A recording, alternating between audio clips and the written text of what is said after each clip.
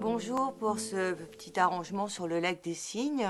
Petite explication sur le jeu de la main droite où on emploie le buté pour extraire la mélodie de son accompagnement. Donc un petit geste qui n'est pas si simple que ça, c'est d'avoir en fait le buté à l'aigu avec la note du pouce qui va en jeu contraire à l'attaque de la mélodie. C'est-à-dire que quand je bute, je vais vers l'intérieur de la corde, alors que lorsque je joue avec le pouce, je vais vers l'extérieur. Donc, dès le début, nous avons ce geste qui est très utile.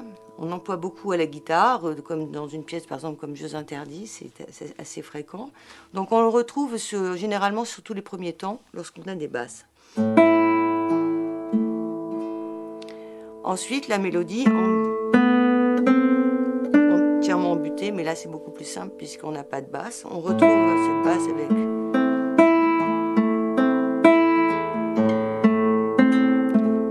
là, je ne bute pas le Fa qui est dans la mélodie, puisque le pouce étant un doigt un petit peu plus lourd que les trois autres, le son s'extrait naturellement davantage.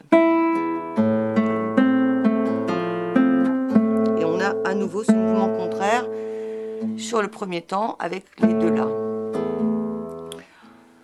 Ensuite, on retrouve à partir de la mesure 9, la même chose mais avec d'autres notes.